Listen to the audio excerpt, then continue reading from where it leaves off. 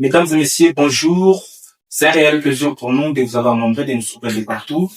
Aujourd'hui, nous avons le réel plaisir de recevoir dans notre émission La Découverte, Madame Chantal Dundula, la directrice des disciplines au complexe scolaire Saint-Alphonse. Madame, bonjour. Bonjour, monsieur le directeur général. Bonjour, chers téléspectateurs. Merci. C'est un réel plaisir pour nous de vous recevoir dans notre émission La Découverte. En tout cas, le plaisir est partagé. J'en suis contente aussi. Merci. C'est avec vous, nous allons décortiquer sur un sujet très capital, les défis et les progrès dans l'éducation des filles en RDC. Vous, en tant que directrice des disciplines, qu'est-ce que vous constatez en fait dans l'éducation des filles en RDC? Est-ce qu'il y a les progrès? Est-ce qu'il y a l'évolution ou bien ça traîne encore? Merci, monsieur le directeur, monsieur Daniel. Je suis contente de vous recevoir. C'est d'ailleurs vous qui me recevez. Aujourd'hui, je parle des défis et le progrès dans l'éducation des filles en République démocratique du Congo, notre cher et beau pays, dirigé par son Excellence Monsieur Félix-Antoine Tshisekedi. Je dirais l'éducation des filles présente à la fois les défis et les progrès. Avant qu'on parle des progrès, nous allons d'abord prélever quelques défis qui mettent des barrières, qui sont des crocs en jambes à l'éducation et au progrès de l'éducation des jeunes filles, toutes les filles sur toute l'étendue de la République démocratique du Congo. Bien que beaucoup d'efforts ont été remarquables ou considérables, il y a quand même l'amélioration et l'accès à l'éducation des filles. Des obstacles que nous allons prélever persistent même aujourd'hui, parce qu'avant qu'on parle des progrès, nous allons d'abord reculer pour voir qu'est-ce qui met fin à ce progrès-là. Nous parlons comme défi, voyons la pauvreté. Beaucoup de jeunes filles ne sont pas bien éduquées à cause de la pauvreté. La pauvreté dans ce sens que les parents envoient leurs filles pour marchander, pour vendre, pour travailler, et pendant qu'elles passent tout le temps à chercher de l'argent, elles manquent parfois leur éducation des bases. C'est des part et d'autre du côté des parents et du côté des filles. Les parents aussi ne sont pas permanents à la maison. Ils quittent le matin pour rentrer le soir, ne sachant pas bien s'occuper de leurs enfants.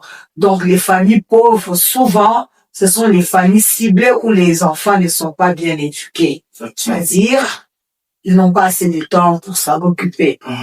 Nous voyons aussi les mariages précoces. Quand on parle de la jeune fille, certains parents les considèrent comme des marchandises.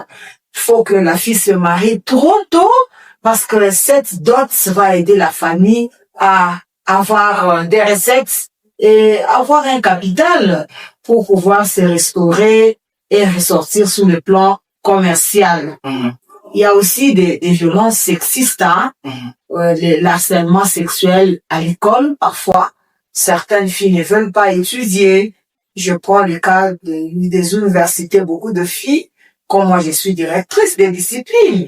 Ici à Saint-Alphonse, j'échange parfois avec des filles, mais elles ont comme l'impression que pour réussir à l'université, il faut que tu t'effaces. Tu fasses le sexe avec le professeur. Il faut que tu te donnes pour que tu puisses passer des promotions. Et les autres ont peur, elles n'ont pas le courage de faire l'université à cause de cette violence sexiste. Il y a aussi certaines normes culturelles comme des filles qui ne permettent pas à la fille d'être bien éduquée. C'est-à-dire, dans le temps, nous, quand on grandissait, option des filles, il n'y avait que, aujourd'hui appelé TCC ou technique de coupe et couture. Dans le temps, c'était j'attends mon mari, c'était la pédagogie pour dire que non, la femme n'est capable que d'être enseignante ou de faire la cuisine ou la coupe et couture. Maintenant, aujourd'hui, quand même, Il y a des options qui émergent, qui donnent l'accès à la fille.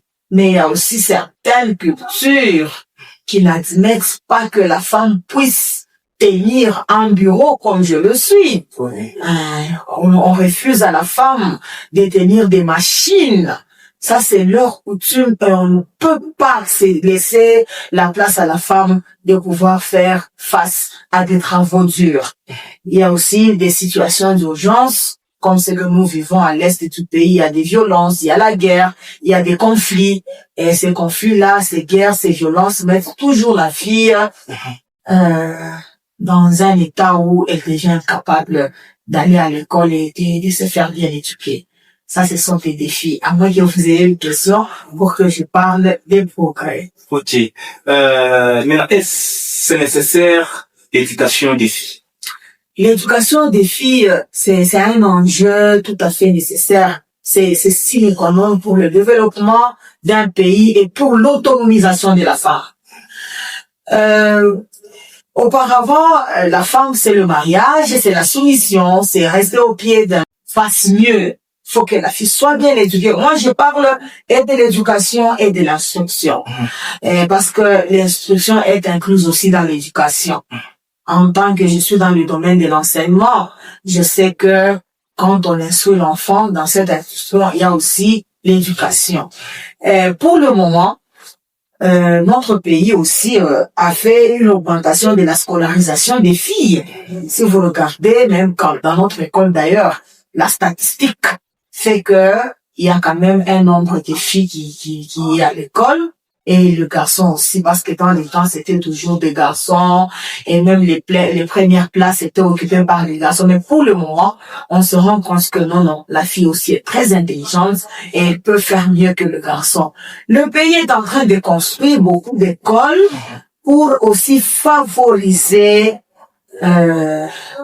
l'éducation des filles. Et surtout, coup de chapeau à notre président de la République qui est en train de mettre marteau sur la gratuité de l'enseignement. Ça va faire que beaucoup de filles aillent à l'école, que beaucoup de filles soient éduquées.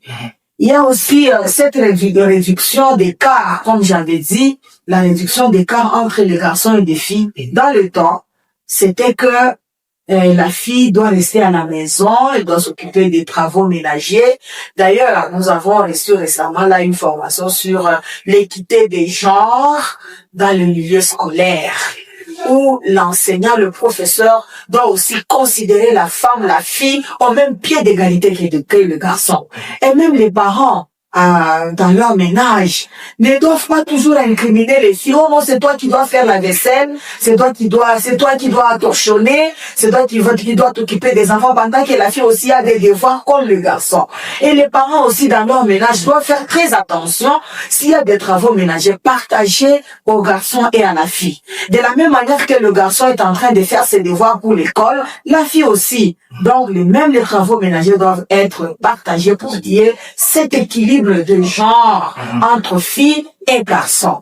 Il y a aussi l'investissement dans l'éducation des filles. Quand on éduque la fille, et même elle a tâche dit, éduquer une fille, c'est éduquer toute une nation. Si vous voulez l'émergence de votre famille, de votre société et surtout de la République démocratique du Congo, favorisons l'éducation des filles parce que les filles sont aptes. Quand vous donnez la gestion financière ou la gestion du personnel à une fille, vous verrez vous-même vite que la fille est fidèle. La fille est fidèle et ça va très bien, elle va très bien gérer. On croyait que non, la fille, comme elle est faite pour la maternité, elle aura toujours des raisons. Moi, je suis là, je tiens la discipline de l'école. Et il y a des innovations, il y a un progrès. C'est ainsi que quand on place la fille, on l'éduque bien, ça fait vrai que le progrès devient vraiment accessible pour la société tout entière. Ok. Ce que nous voyons souvent, on dit les filles au fait sont faites pour le mariage et consorts. Maintenant, est-ce la République démocratique du Congo saura profiter de l'éducation des filles parce que la majorité c'est le mariage. D'ailleurs, messieurs les directeurs généraux, monsieur Daniel, vous voyez d'ailleurs, à la tête de ce gouvernement, il y a une femme. Il y a une femme, son excellence première ministre, madame Soudinois Judith Luka. Elle est première ministre, et c'est parce qu'elle a reçu l'éducation, c'est parce qu'elle a reçu l'instruction qu'elle parvient à diriger le gouvernement. Voilà. Donc, si la République démocratique du Congo met les atouts pour l'éducation de la jeune fille, je vous promets, d'ici 2030, vous verrez que le pays va aller de l'avant. Parce que beaucoup ont dirigé, ce sont des hommes, des gouverneurs, ainsi de suite. Mais quand vous placez la femme à la tête, vous allez voir. Alors, je demande à ce que notre pays, le gouvernement, fasse vite pour élaborer des politiques et des stratégies à pouvoir promouvoir l'éducation de la fille. Construisez des écoles, mettez des atouts, des techniques, des stratégies afin que la fille soit vraiment bien éduquée. Ça va progresser rapidement le pays. Ça va progresser rapidement le pays. En tout cas, c'est un réel plaisir pour nous de vous recevoir dans l'émission La Découverte. Nous espérons vous recevoir